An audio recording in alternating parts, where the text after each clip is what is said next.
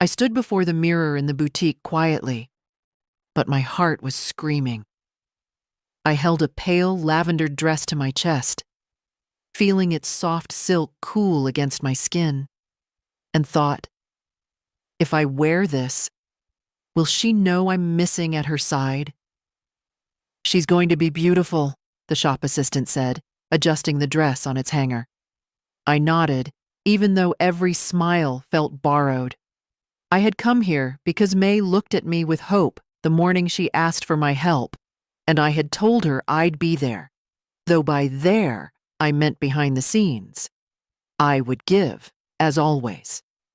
But this time, I wore the gift. When she told me not to say I was her mother at the wedding, I almost dropped the dress on the floor. I'd never heard words nip like frost at dusk. Don't tell anyone you're my mom. She said it so softly, I thought I'd misunderstood. So quietly, but with that cold certainty. She'd already meant it. I didn't argue. I didn't cry. I asked, where should I sit then? She didn't answer, just looked away, and the dress slipped from my fingers. The shop assistant cleared her throat. It's lovely on you. I turned to the mirror. There, beyond my reflection, I remembered the little girl who used to clutch my hand, the teenager who confided every secret in my tired kitchen, the mother who'd found safety in my arms. All those layers of love, built in quiet evenings and patchwork emergency plans, had one final test ahead. The dress fit, not too tight, not too loose. I touched the neckline, smoothing it. I paid for it with the account May provided, transferred with an efficiency that felt as distant as satin on glass. Walking home, I imagined her wedding day, pastel bouquets weighed with dew, laughter echoing under the arbor, the look on her face when she walked down the aisle. Would she even want me there? Don't tell anyone. The words repeated in my mind like a harsh refrain. I reached my front door and halted. The dress hung limp in my hand now, as if it had never belonged to me. I swallowed the ache. I hadn't expected gratitude. I didn't even expect acknowledgement. But I had expected inclusion. A place, a role, a moment that said, this is your family too. Inside, May's old photographs lined the hallway, the ones she never bothers to dust. Her childhood portraits, our Christmas mornings, the day she graduated from high school.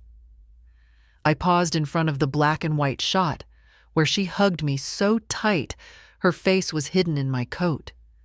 I laid the dress on the staircase banister and said aloud, I'll be there. I just didn't know how yet. The florist called at 9:10, cheerful and precise. Mrs. Merritt, the white gardenias will arrive Friday, and the centerpieces by noon Saturday. Do you want the bride's bouquet delivered to the venue or her home? To the venue, I answered. Under whose name shall I invoice the remaining amount? I paused. Put it under Haley Carter, but charge it to the Merritt account. The line clicked as she confirmed the details. I hung up and stared at the notepad on the kitchen table.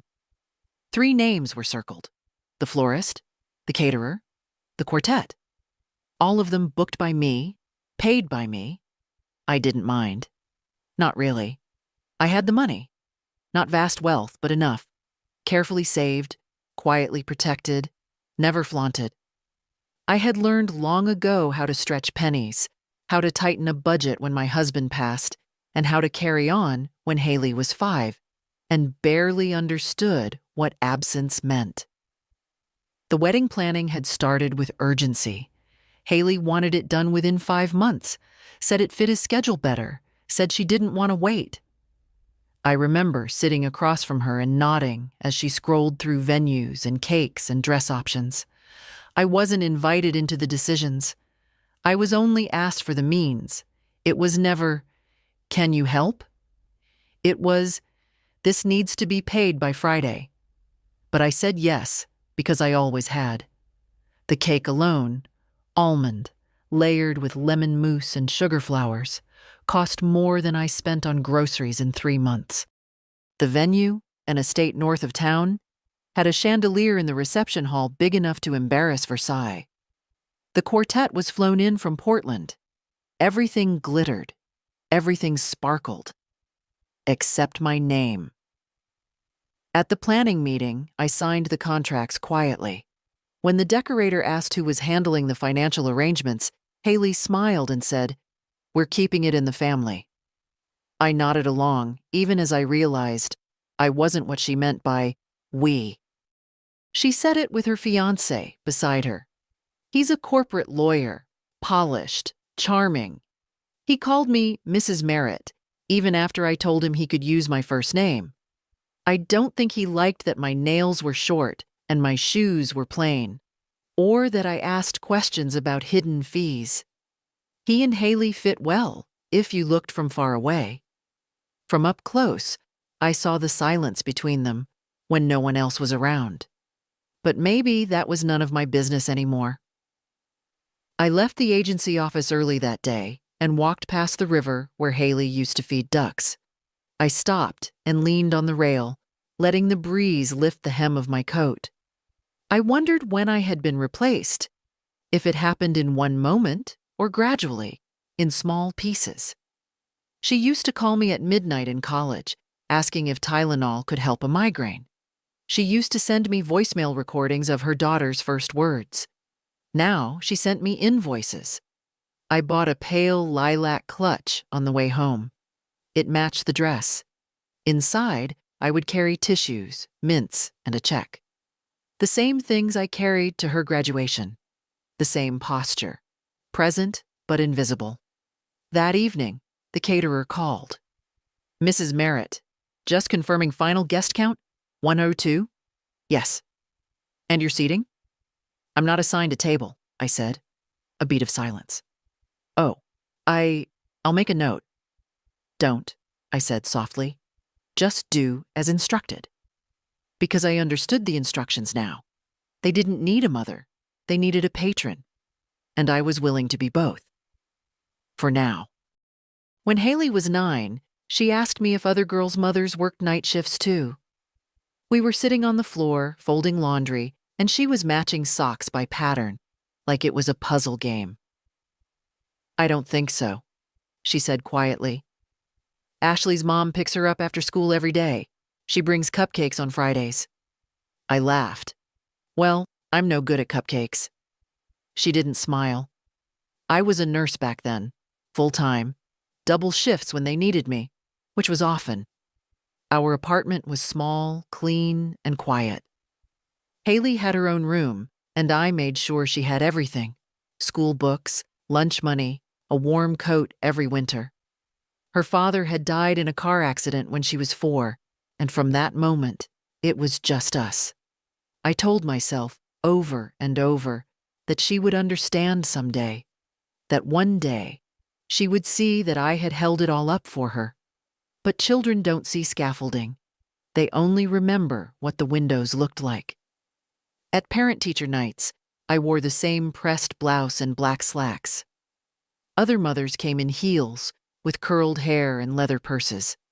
I came with notes in my hand, and a face still marked by a surgical mask line. One year, when Haley was 12, I caught her telling a friend that I worked downtown without specifying where. "Why didn't you say I'm a nurse?" I asked her later. She shrugged. "I don't know. It just sounded better." I didn't push it. I just went to the kitchen and made spaghetti. In high school, Haley excelled. Smart, disciplined, competitive. She got a scholarship to a private college 2 states away. I drove her there myself in my 15-year-old car with one back window that wouldn't roll down. When we arrived, she jumped out quickly, already scanning the campus like she was trying to erase where she came from. "Let me help you with the boxes," I said. "It's okay, they have volunteers," she answered, already halfway down the walkway. That night, alone in a budget motel, I held her baby picture in my hand and stared at the curve of her cheek. I didn't cry. I had cried enough the first year after her father died. I had no tears left for distance earned honestly. Years passed. She became someone with clean lines and soft speech, someone who read legal documents without blinking, who corrected my grammar once in front of her colleagues. But I kept showing up. I paid for her internship apartment that summer in Chicago. I paid to fix her car when she rear-ended someone on the freeway. I sent her grocery money when the firm delayed her first paycheck. She never asked with entitlement. She always said, "I'll pay you back." She never did. And I never asked. Because some debts aren't about the money. They're about belief. About saying with action, "I still believe in you," even when they begin to believe less in you. The first time I realized she was embarrassed by me, really embarrassed, was when she called to say she couldn't make it to Thanksgiving. "We're going to my fiancé's parents," she said. "They live in the city?" "More or less." I found out later they were 15 miles away. I baked pie anyway. Apple, with a touch of lemon zest, the way she liked it when she was small. No one came to eat it. After that, we spoke less. Always polite, always transactional. Her voice had a cadence reserved for phone trees and customer service. So when she asked for help with the wedding, no warmth, no preamble, I said yes. Because I'd said yes to everything. Because I thought maybe, finally, this was the thing that would bring me back into the light of her affection. I never expected gratitude, but I also never expected shame. The morning before the wedding, I stood in the bathroom curling my hair for the first time in years. I wasn't very good at it anymore. My wrist stiffened with age, and the iron never clamped quite where I aimed. But I kept at it. The dress was laid across the bed, its soft lilac folds catching the early sun. I'd steamed it carefully the night before and polished the little clasp on the matching clutch. My low-heeled shoes sat by the door. All that remained was the invitation. Only it hadn't come. I checked the mail again, just in case. Still nothing. A flyer, a utility bill, a coupon for a carpet service I didn't need. I picked up my phone, opened my email, then my texts. Nothing from Haley. No forwarded details, no reminder. Just the same string of logistical updates from the planner weeks ago, all dry and impersonal. At 9, I called the venue. I didn't say who I was, just asked for the ceremony. Start time. 3 o'clock, ma'am, the receptionist answered. Reception follows at 6. Please check in at the guest table upon arrival. Guest table. Maybe they didn't send physical invitations. Maybe everything was digital. Maybe she assumed I would just come. Or maybe she hadn't wanted to send one. I stared at my reflection. My lipstick was soft coral, subtle. I wore it the day Haley graduated college. She told me I looked neat. Not beautiful, just neat. On the counter, I'd laid out a tiny envelope with a handwritten card and a check inside. The handwriting was deliberate. I'd practiced it. To Haley and Carter. For the beginning you deserve. I didn't write love, Mom. I just signed it JM. I told myself it was to be understated. Tasteful. But if I was honest, I didn't want to give her anything that could be quoted out loud. Not if she was pretending I wasn't her mother. I made a cup of tea, but it sat cooling beside me as I wandered the house. I touched the bookshelf she helped me paint when she was 12. I opened the coat closet and saw her old rain boots, bright yellow, size 3, still lined with faded pink fleece. They made me smile, and then they made me ache. At noon, I sat on the edge of my bed in my slip, dress still untouched beside me, and stared at the silence. Was it possible to love someone so completely, and still not be welcome at the most important day of their life? I told myself she was stressed, that details had slipped, that someone else had forgotten to include me. But somewhere inside, I felt the truth sitting there, calm and heavy. She had meant it when she said, "Don't tell anyone you're my mom." That wasn't about timing or etiquette. That was identity. And identity didn't get lost in the mail. I stood up and zipped myself into the dress. The fabric felt smooth, kind, like it didn't care who I was. I applied a little more powder, adjusted the pearl studs in my ears, and wrapped the soft gray shawl around my shoulders. I looked like someone's mother, just not hers, apparently. Still, I would go. Because not everything we do is for the person who's forgotten us. Sometimes we show up to remind ourselves we're still real. The parking lot was almost full by the time I arrived. Shiny cars gleamed under the soft spring sun, lined up like guests themselves, polished, prepared, carefully chosen.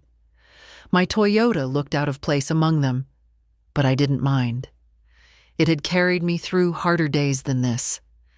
The estate grounds were picture perfect. Ivy-covered arches, stone steps, delicate signs directing guests toward the ceremony lawn. Everyone I passed was dressed just right.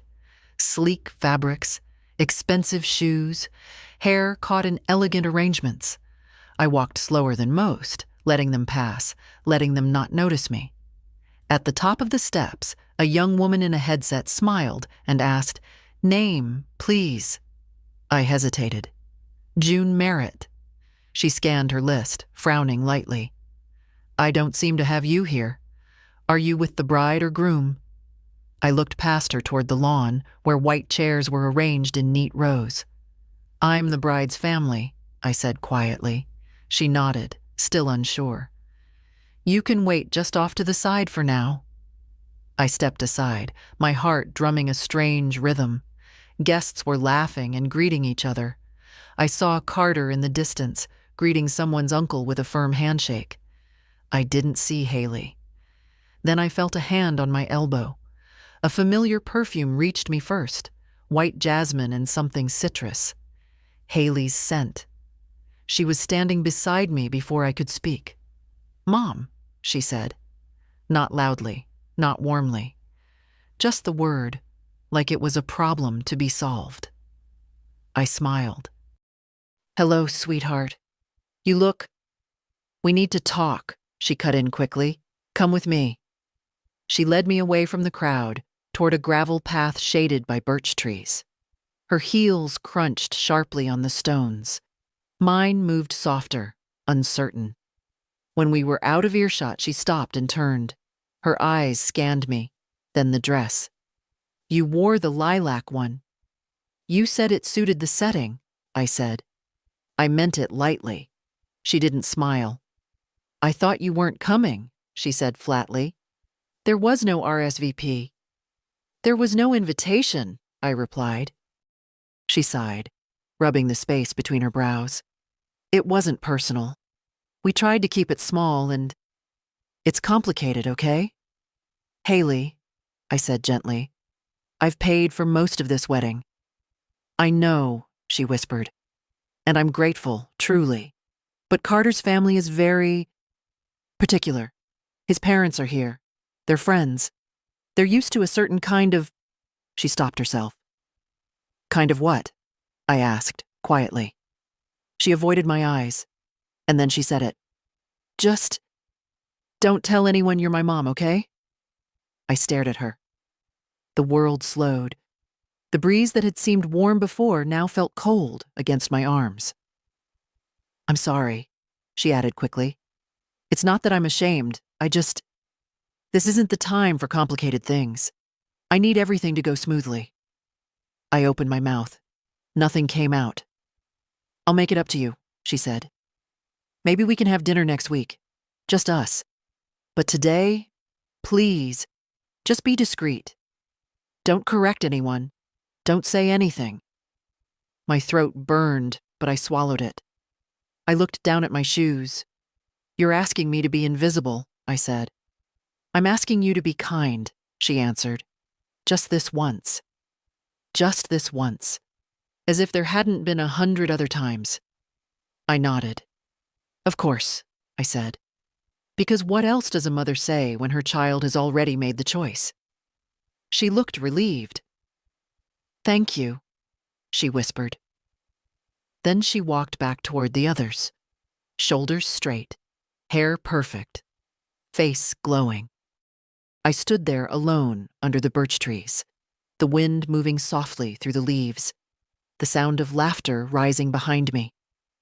In my hand, the envelope with the gift still felt warm from my palm. I didn't cry.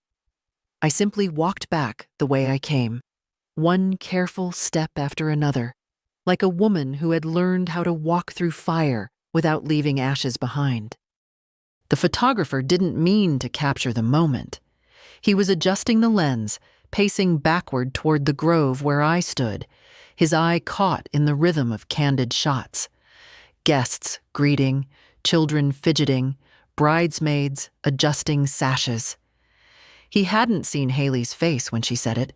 He hadn't heard her whisper. But he caught the way her hand gripped my elbow, the tension in my posture, the way I looked not at her, but just past her, somewhere far behind. Click. And just like that, it was recorded.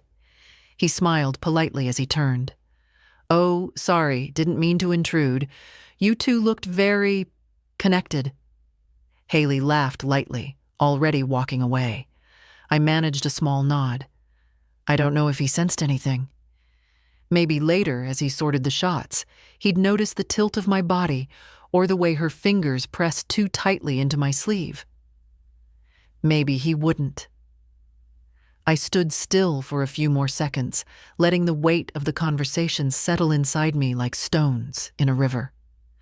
Then I turned and walked quietly down the side path, away from the music, the chairs, the sound of string instruments warming up. No one stopped me. No one looked twice. At the parking lot, my car was where I'd left it, dull gray among glossy chrome. I unlocked it, slid in, and sat with the door ajar, letting air wash over me. The dress had creased at the waist. I smoothed it with one hand, mechanically. My hands didn't shake. They should have, I suppose. That's what people imagine when mothers are rejected. Shaking hands, wailing hearts, public tears. But the hurt in me didn't rise up. It settled. Deep. Solid. Like something that had always been waiting to happen. The check was still in my clutch. I looked at it now, folded with care, written with ink that didn't smudge. To Haley and Carter, it said. It didn't matter if I added with love. The money didn't carry the sentiment. I placed the envelope on the passenger seat. For a moment, I considered driving home. Then I drove instead to the edge of town. There, in a quiet cafe near the lake, I sat with a cup of coffee and no appetite. The waitress asked if I wanted cream. I said no, and she didn't ask why. Outside, couples walked dogs. A toddler pointed at ducks. The world moved on, unbothered by a wedding, by a mother dismissed, by a dress worn for someone who didn't want to see it. I stayed there for over an hour. I thought of Haley's face as a child, the way she used to braid my hair for fun, how she'd crawl into my bed on stormy nights and whisper, "Don't let go." Now she said the opposite. "Don't hold on. Don't say who you are. Don't remind me of the parts of myself I no longer want to be seen." At some point, I realized I still had the photographer's card. He'd handed them out earlier, each one stamped with Timothy Stokes Studio in neat gold letters. On a whim, I called the number. "Hello, this is Tim," the voice said after 2 rings. "Hello, Mr. Stokes," I said. "This is June Merritt. I believe you just photographed a wedding at the Grantham Estate?" "Yes, of course. Beautiful day for it." I'd like to pay for the album, I said simply. All of it. I believe the bride arranged for a basic package. Please upgrade it to full editorial. Include every image, especially the candids. There was a pause. Certainly. And the delivery address? I gave him mine. Do you want me to send a proof gallery to the couple first? No, I said. Just finish it as you see fit. He hesitated, then said, Understood. I hung up. The album would arrive in 3 weeks, maybe 4. I didn't know if Haley would ever ask about it. I doubted she'd notice. But I would have it. I would hold it. I would remember. The house was quiet when I returned, but not peacefully so. It had the hush of something abandoned, like a church after service, faint perfume in the air, forgotten tissues in the pew. I left the dress on the back of a chair and sat down at the kitchen table without turning on any lights. The silence felt necessary. For a long moment, I just stared at my hands. The left one bore the faint imprint of my wedding ring, worn away years ago when I stopped needing its comfort. The right one rested lightly on my phone. Then I picked it up and called the bank. Thank you for calling Ashland Savings, the voice said cheerfully. How can I help you today? I'd like to speak to someone about recent scheduled payments, I said. My voice surprised me, low, steady, with no tremble. Certainly. I'll connect you with our personal accounts team. A pause, a soft click, then a new voice. Male, warm, efficient. Mrs. Merritt? This is Paul. What can I do for you today? I need to stop a series of payments, large ones, related to a private event. I named the caterer, the florist, the decorator, the estate. He listened without interruption. May I ask the reason for the cancellations? He said gently, like someone trying not to step on a wound. There's been a change in circumstance, I replied, and I no longer wish to finance them. He paused. Some of these payments are scheduled to finalize overnight. If we act now, we can intercept most of them. I'd like you to do that. He continued typing, then said, Done. You'll see funds released back into your account within the next 48 hours. I exhaled slowly. One more thing, I said. I'd like to open a separate trust for my granddaughter. Her name is Sophie Merritt. Of course. Do you have an age in mind for disbursement? 25, I said. Or sooner if she's in school or facing hardship. He paused again. That's very thoughtful. It's overdue, I said. We completed the paperwork by phone as far as we could. I would sign the rest at the branch the next morning. Anything else I can help you with, Mrs. Merritt? No, I said. You've been more helpful than most people in my family today. He chuckled, not unkindly. Well, we try our best. I ended the call and sat back. The kitchen clock ticked steadily. On the fridge was a picture Sophie had drawn years ago, her and me, stick figures holding ice cream, under a sky of crooked blue stars. Her mother never liked that drawing, said it made us look poor. I left it up anyway. I picked up the envelope from the car, the one with the wedding gift. Carefully, I opened it and removed the check. I tore it into 4 slow, precise pieces and dropped them in the wastebasket. Then I opened the freezer and pulled out a container of soup. Split pea. Haley hated it as a child. Sophie still loved it. I heated a bowl, ate it slowly. Every spoonful felt like a return to something, not bitterness, not even grief, just autonomy. I had lived so long reacting to Haley's needs that I'd forgotten how it felt to choose my own. Later, I called the event agency. A woman answered. Young voice, nervous edge. This is Meredith from Arcadia Events. This is June Merritt. I'm calling about the Grantham wedding. Yes, ma'am, she said. Everything's progressing on schedule. Is there anything you'd like to confirm? I'm canceling the payments, I said. Silence. Then a brittle laugh. Sorry, what? You heard me. But the event is already in motion, and so is my decision. There was rustling, then a different voice came on. Older. Mrs. Merritt, this is Elise, the managing coordinator.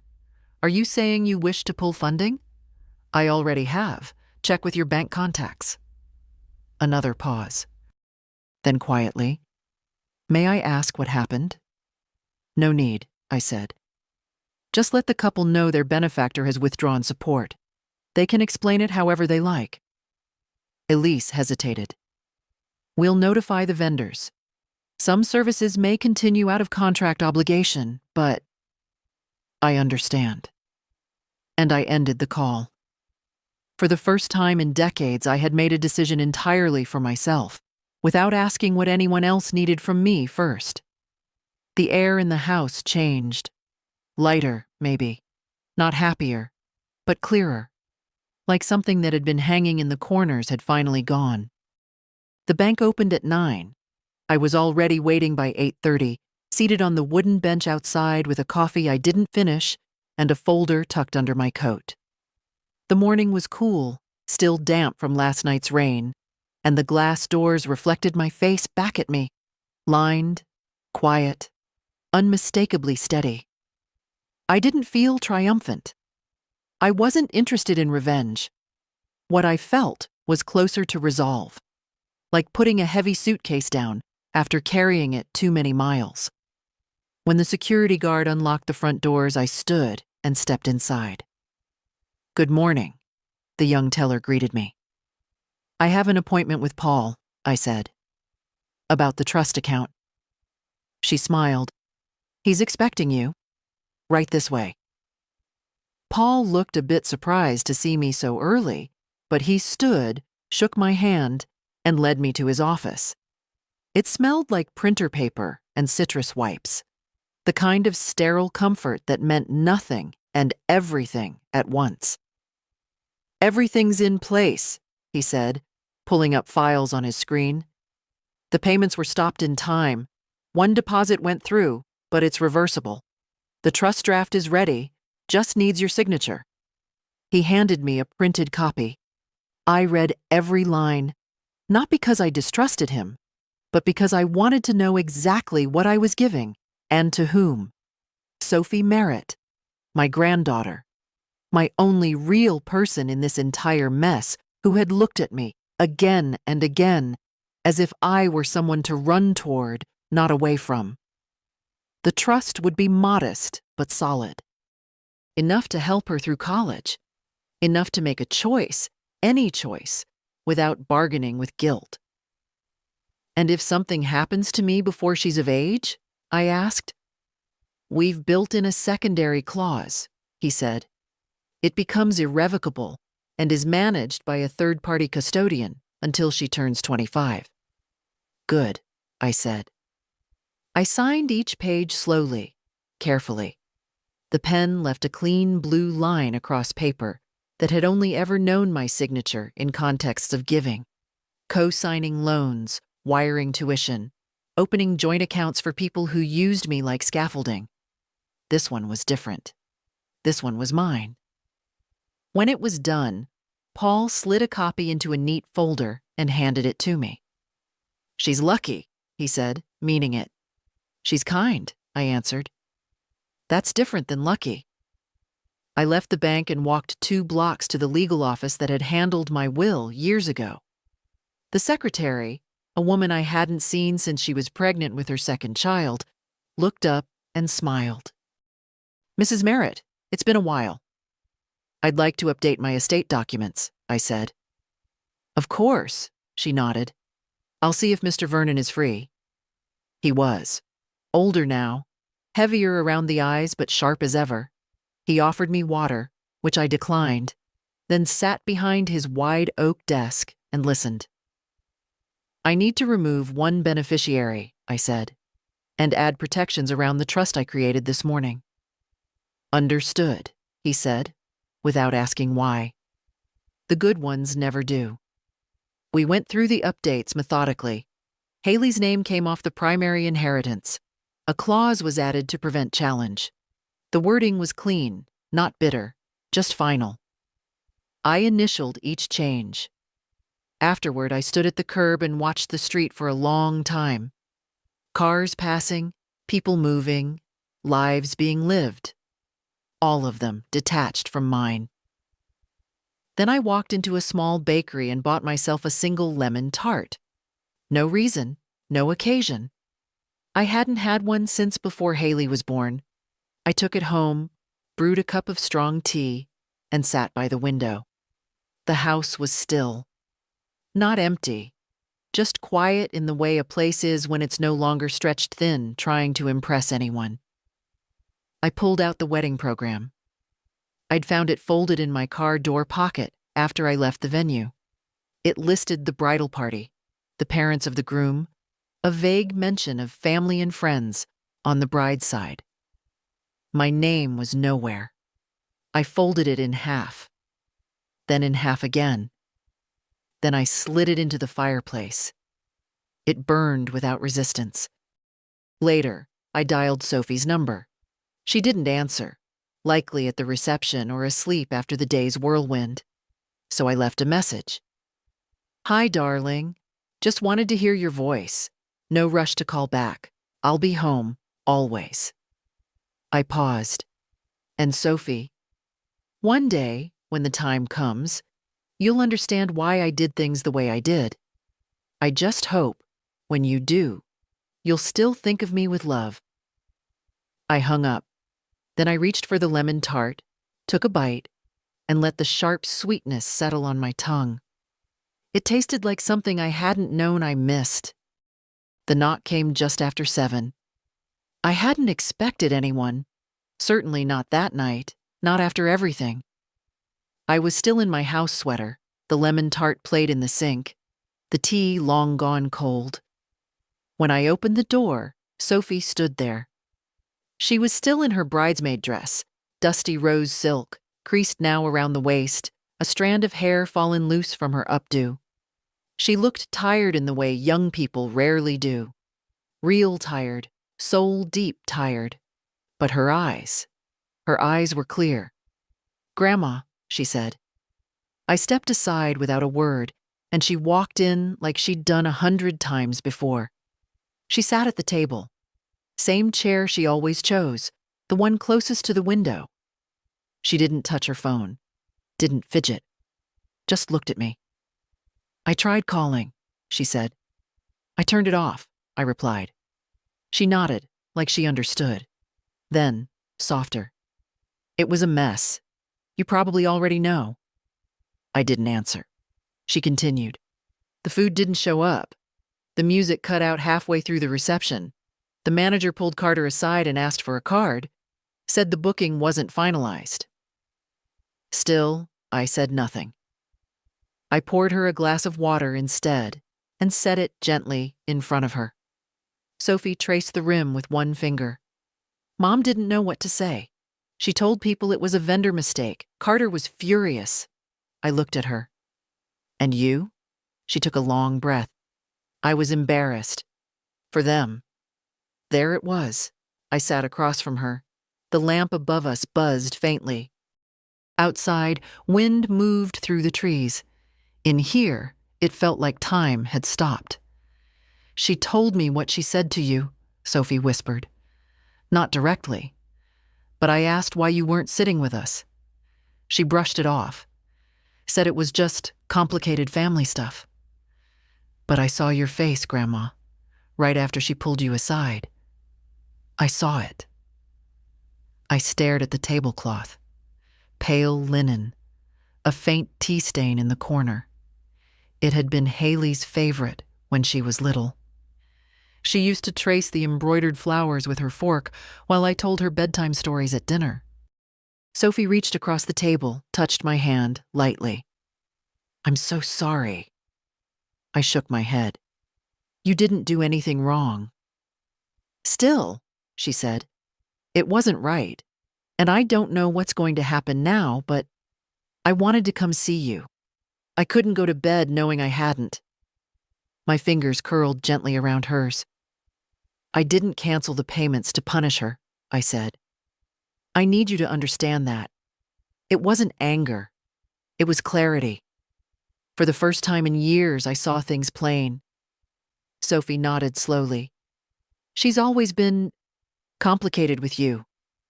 I never understood why. Because I reminded her of where she came from, I said simply. And some people spend their whole lives trying to outgrow their beginnings, like they're shameful. But roots don't disappear just because you dress up the branches. She was quiet for a long time. Finally, she said, "They're angry, Mom and Carter. I heard them talking when they thought I was out of earshot. They feel humiliated, exposed. I imagine they do. She said you undermined her, that you embarrassed her." I looked up, meeting Sophie's eyes. "What do you think?" She didn't flinch. "I think she embarrassed herself." I wanted to cry then, not from pain, but from relief, from the quiet, steady presence of someone who saw, who had always seen, even if she didn't have the words before. I stood and opened the cupboard, pulling out the small tin of sugar cookies Sophie liked since she was little. The ones with too much powdered sugar and uneven edges. I set the tin down. She smiled. "You didn't have to come tonight," I said. "I did," she replied. "I didn't want you to think you were alone." I poured us both tea. We drank in silence. When she left, she hugged me hard. Not like a child clinging, and not like a guest saying goodbye, but like someone anchoring both of us to something solid. At the door, she paused. "Can I come tomorrow? Help you with the garden?" I smiled. "I'd like that." After she left, I stood for a long time in the hallway, listening to the quiet tick of the clock and the wind in the trees. Not lonely, just still. I turned off the porch light. Whatever happened next, I would be fine. The call came just after 9 the next morning. I was in the backyard, digging shallow rows for marigolds, the soil still cool from dawn. My gloves were dusty, my knees sore, and the phone buzzed against my hip with that stubborn insistence only family seems to summon. I didn't answer right away. I finished the row first, patted it down, then sat back on my heels before pulling off one glove and checking the screen. Haley. I let it ring out once. Then again. The third time, I picked up. "Hello." Her voice came sharp, tight, the kind of tone that's already halfway through a sentence before the greeting. "Why didn't you tell me you were pulling the funding?" I stood slowly, brushed dirt from my palms. "Good morning to you, too." "Mom," she said, lowering her voice like someone nearby might be listening. "Do you have any idea what kind of scene you caused?" I didn't cause anything. I stopped paying for something I was asked to keep quiet about. That's not sabotage, Haley. That's silence becoming self-respect. "I trusted you," she said. "I asked you to keep things discreet. You said you would. I did keep it discreet. You're the one who put me on the sidelines, remember?" There was a pause. I heard her exhale, sharp through the receiver. "You embarrassed me." "No, Haley.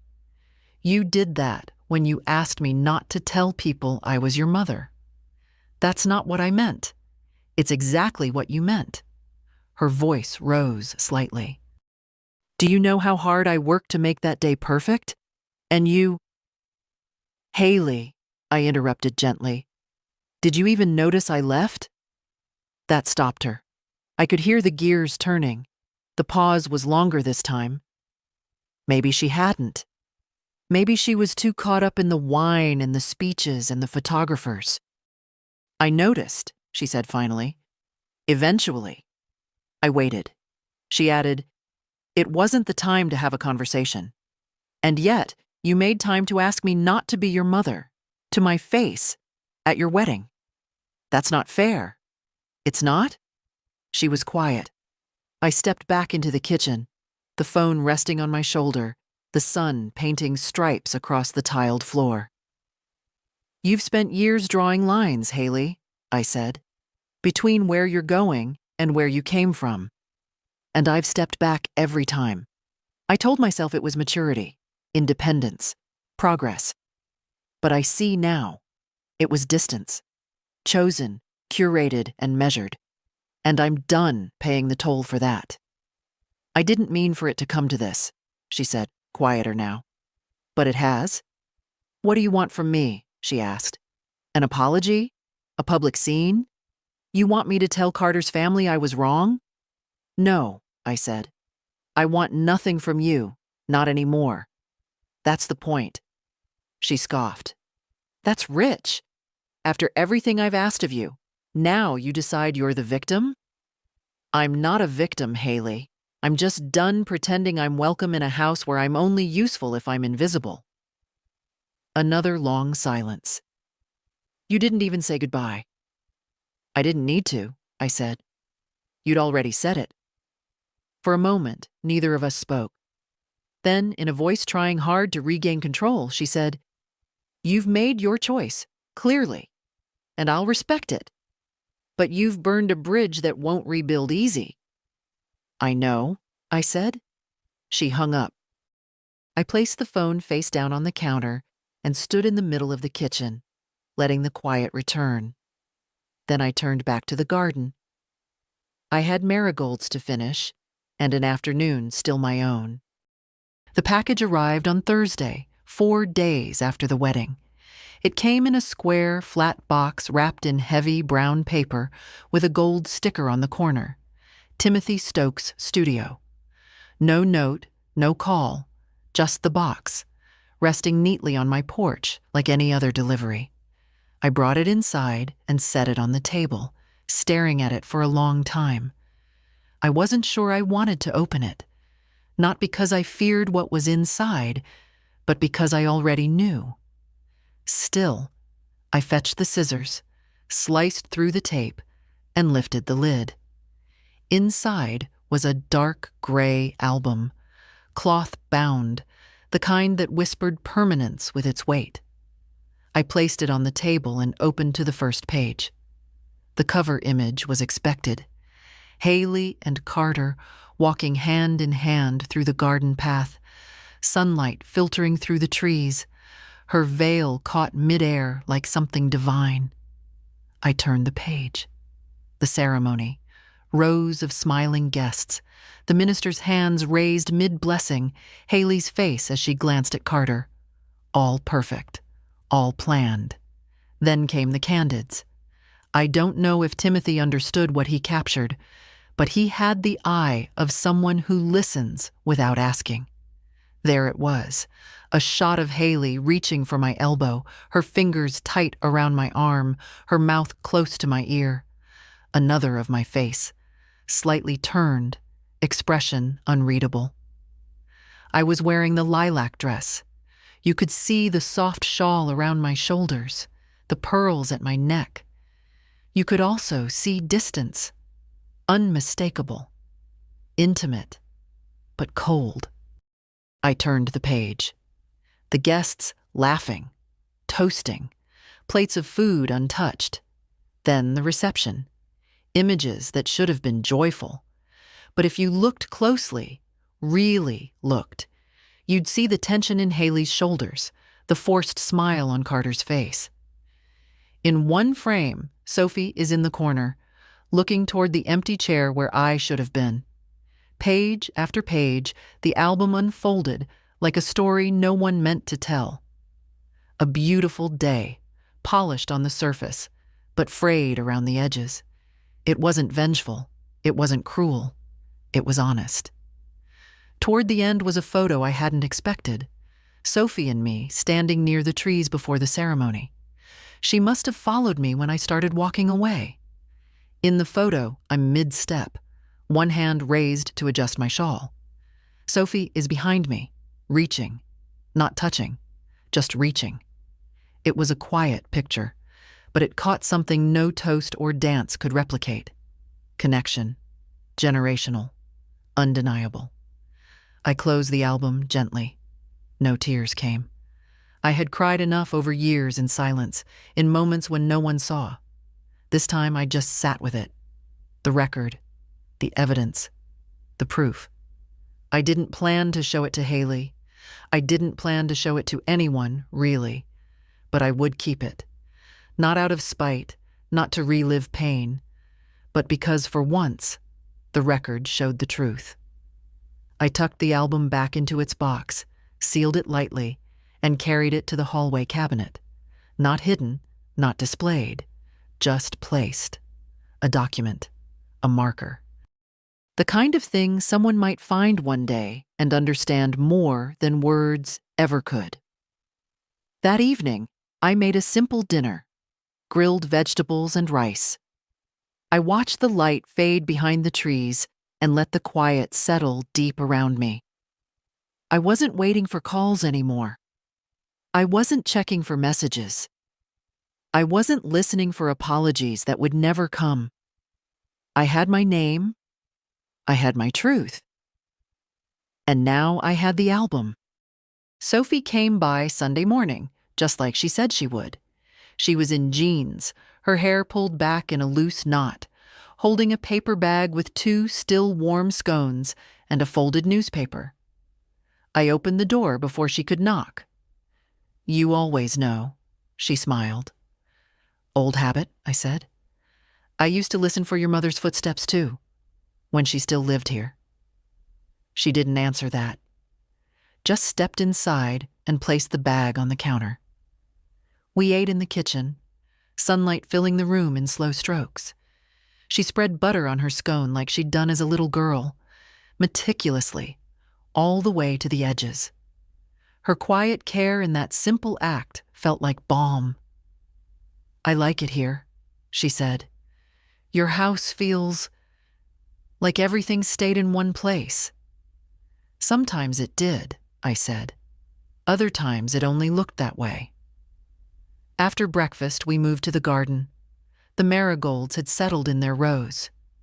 Sophie knelt beside me and dug with her hands, not minding the soil under her nails. She asked about each plant. I told her the stories, how some had come from clippings, others from seeds given to me by neighbors long gone. She listened like none of it bored her. That was new. Around noon, I stood to stretch my back. Sophie wiped her forehead and said, "You never told me you liked working out here so much." "I didn't think anyone needed to know," I said. "I used to come out here after double shifts at the hospital. It was the only quiet I had." She looked around. "No wonder you kept it." Later, we sat on the porch with glasses of cold tea, shoes off, our feet resting on the worn wooden steps. The air smelled of lavender and cut grass. I hadn't felt this kind of peace in years. She turned to me and asked, "Can I ask something?" "Always." "Why did you really stop the payments? I mean, not just the surface reason, not the hurt." "I know that part. But why now? After everything? Why not just walk away quietly, like always?" I thought for a moment, then answered slowly. "Because something shifted. Not just in her, but in me. For a long time, I believed love meant staying useful. That if I just kept giving, eventually it would be enough. But standing there, in that dress, being told not to call myself her mother, I realized I was part of my own erasure." Sophie didn't flinch. She just watched me. "I didn't want to punish her," I said. "I wanted to stop participating in my own disappearance." She nodded once, then twice. "I think you did the right thing." "It didn't feel brave," I said. "It just felt necessary." She was quiet a while. Then she reached into her canvas bag and pulled out something wrapped in tissue, small, square. "I made you something," she said, almost shy. I unwrapped it carefully.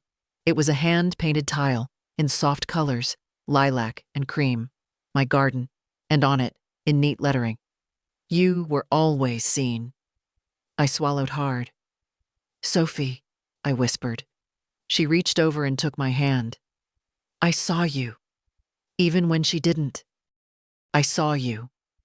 The wind moved through the trees then, soft and certain, like an answer. We sat there until the light shifted, until the day bent into afternoon and the sky deepened into a pale blue stretch of quiet. She didn't need to stay longer. The gift was already made. And I knew as I looked at her walking down the path toward her car that I would never again believe I had vanished. I had roots, and they had bloomed. She showed up 3 days later. No call, no warning.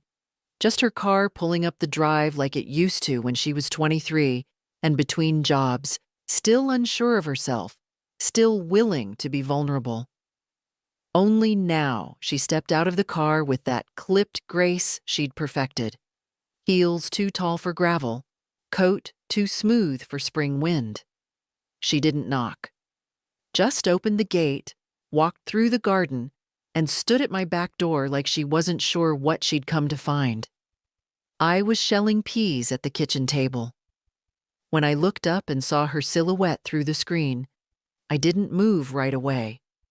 She opened the door without asking. Hi, she said. Haley. She glanced around like she was checking for someone else. You're not screening my calls? I turned off the ringer. Peace is expensive. I'm trying not to waste it. She gave a short breath of something between a laugh and a sigh. May I sit? I nodded. She sat across from me, knees tight together, hands folded, lips pressed. Everything about her said control, except her eyes. Her eyes were too wide. I didn't come to fight, she said. Good, I said. I'm not offering one. She looked down at the peas on the table, picked one up, rolled it between her fingers like it might help her find the words. Why didn't you just talk to me? She asked. Before pulling out of the payments, before freezing the accounts, before whatever this is now. I didn't raise my voice. I didn't lean forward. I simply said, I'd been talking to you for 30 years, Haley. You just stopped listening. She swallowed. Hard. But she didn't interrupt. You asked me to be part of something, I continued, but only in the ways that were convenient. You wanted the money, the help, the support, but not the presence, not the truth of me. I didn't mean it like that, she said quickly. The wedding, it was complicated. No, I said. It was clear. You asked me not to tell anyone I was your mother. That wasn't about stress. That was about shame. Her shoulders stiffened. That's not fair. It's not kind either, but it's true. She stood abruptly, walked to the window, arms folded. I built something, she said. A life, a career, a place in the world, and sometimes I didn't know how to fit you into it. That's not the same as being ashamed. You didn't need to fit me, I said. You just needed to let me be. She turned to me, her voice shaking. You have no idea how hard I worked to keep things from falling apart. You think I married for comfort? I married because I was tired of drowning. I built my life on order because all I remember from childhood is you crying at the kitchen sink and bills we couldn't pay. I said nothing. You think I forgot who you are? She whispered. I remember every night you stayed awake while I was sick. Every shift you picked up when we couldn't afford heating.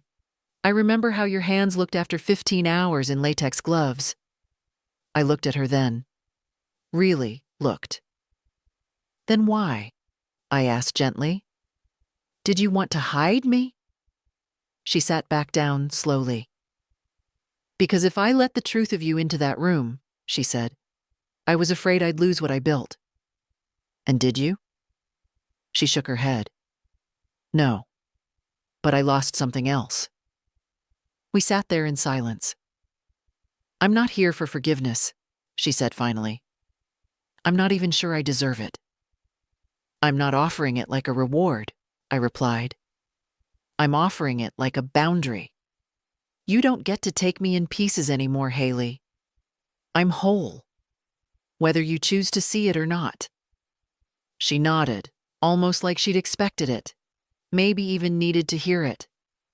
She stood again. I don't know what comes next. Then take your time, I said. But don't come back with apologies wrapped in expectations. I've run out of room for performance. At the door, she paused. Did Sophie tell you she's applying to the art program? She did, I said. She'll be fine. She told me she wants to move in with you for a while. She's welcome, I said. She always has been. Haley looked like she might cry then, but didn't. She just nodded, opened the door, and left. And this time, I didn't watch her drive away. Sophie arrived on a Tuesday with 2 suitcases and a canvas tote full of books. She parked carefully, like she didn't want to disturb the gravel. When I opened the door, she grinned in that quiet way she had, not flashy, not forced, just real. Are you sure? She asked, standing on the porch, hands curled around the strap of the tote. I was sure before you asked, I said. We carried her things inside. She chose the back bedroom, the one with the softer light, the windows that opened wide to the garden. I offered clean sheets and space in the dresser. She unpacked like someone who knew how to live gently. Neatly folded sweaters, a jar of brushes, a little wooden box of drawing pencils. That first evening, she made dinner. Pasta with olive oil, garlic, and greens she picked herself from the raised beds. She moved around my kitchen like it had always been hers. No fuss, no apology. I like the quiet here, she said. It listens, I replied. We ate on the porch. The sun stretched low across the yard, catching the tops of the marigolds. She told me about the portfolio she was building, showed me a few of her sketches, soft lines, bold choices. I saw myself in the structure. I saw her mother in the precision, but mostly I saw her. That night, after she went to bed, I stood outside her door and listened. No crying, no phone calls, just the sound of pages turning. The next morning, she joined me in the garden. I gave her gloves that didn't quite fit and a trowel with a cracked handle. She didn't complain, just knelt in the dirt and asked what needed pruning. Start with what's dead, I said. Then what's crowding the others. She smiled. There's a metaphor in there somewhere. I didn't answer. I didn't need to. Days passed in a rhythm I hadn't known I missed. We shopped together. Simple groceries, fresh eggs, a new bag of soil. We folded laundry while a radio played old songs. We talked sometimes, but not always. The silence between us was never heavy. One afternoon, she painted by the kitchen window. I watched from the hallway as she moved her brush in slow arcs, the tip barely touching the paper. She didn't notice me. Later, she left the painting on my chair, a soft image of the back garden, shadows falling just so, light captured like breath. I didn't want it to be perfect, she said. I wanted it to feel familiar. It did. One evening, we baked a pie. The old kind. Apple with lemon zest and cinnamon. My recipe, her hands. She peeled the apples slowly, like it mattered. When it was done, we ate it warm, with spoons and no plates. Mom texted, she said after a while. Oh? She asked if I was okay. I said yes. I didn't ask more. She didn't offer more. The next morning, I found a note on the fridge. Gone to library. Back for lunch. P.S. Marigolds look taller today. I smiled as I boiled the kettle. There was no ceremony to this new life. No declaration, no promises. Just the steady return of something I hadn't known I'd lost. Company without condition. Presence without pressure. Some nights, she sat cross-legged on the living room rug, sketching while I read. Other nights, we watched old films. She asked about my childhood once. I told her about summer walks to the river, my mother's hands braiding my hair, the day I got my first pair of shoes that weren't hand-me-downs. She listened like it mattered. Once, she asked, "Do you miss her?" "My mother?" She nodded. "Sometimes," I said. "Sometimes not." She didn't press. I liked that about her. There was no performance in our days. No need to explain, justify, or protect. Just breath. Just room. Just the faint sound of roots settling deeper into soil they finally trusted. Sophie stayed through spring. By the time the lilacs bloomed, she had found a part-time job at the bookstore down the hill and started mailing her applications to art programs out of state. She came home with ink on her hands and stories about customers who mispronounced Camus. I listened. I always listened. But now she offered too. Stories, laughter. The weight of her day laid down without hesitation. One afternoon, we took down the old curtains in the front room and replaced them with linen ones she found at a thrift shop. They let the light in differently. Softer. Like the room had exhaled. Haley didn't visit. Once, she left a voice message. Just her voice, stiff and rehearsed. Something about processing things. I didn't call back. There was nothing to process. There was only life, continuing. I didn't hate her. I don't have room for hate anymore. Just memory. Just choice. I watered the garden. I fed the birds. I read new books and reread old ones. Some days I missed who Haley used to be, before ambition turned to distance, before silence became policy. But I didn't miss who I had to become just to stay near her. Sophie called me home. She said it once, offhand, while locking the front door. "I'll be back by 6, Grandma. Don't start dinner without me. I'm bringing home bread. See you at home?" It landed softly, like something long deserved finally arriving. I had never asked to be anyone's home, but when it came freely, it felt like light on skin that had gone too long without sun. One morning, I pulled out a notebook. Just an ordinary spiral one. I began writing. Not letters, not confessions, just pages. Fragments, memories, recipes, truths. I didn't write for Haley, I wrote for Sophie, or someone like her. A woman who might one day forget that she comes from someone strong, someone who endured not for glory, but for love. Quiet, constant love. In the last pages, I wrote this. You don't need to be what they expect. You don't need to shrink to keep the peace. Speak clearly. Walk softly if you like, but never erase your own name to fit in someone else's picture. Love, yes, but love with your whole self, not just the parts they applaud. And when you feel forgotten, come home, to the earth, to the work of your own hands, to a kitchen that smells like something sweet. You are not invisible, not ever. Sophie read it, quietly. She didn't cry. She just hugged me and said, "This is what I'll keep." I nodded. That evening, we sat outside with tea. The sun dipped low, and the garden was loud with bees. I thought of everything I'd held inside for so many years. The silence I'd called grace. The effort I'd mistaken for love. The patience that had nearly undone me. And I thought of now. Of Sophie's bare feet in the grass. Of my own voice, steady and unafraid. Of the album in the cabinet. The tile on the wall. Of marigolds blooming despite the frost. You don't need a crowd to know you exist. You don't need applause to be whole. You just need someone to see you and to see yourself when they can't. And if you've read this far, maybe it's time you wrote your own ending, or your own beginning. Quietly, yes, but fully. No permission needed.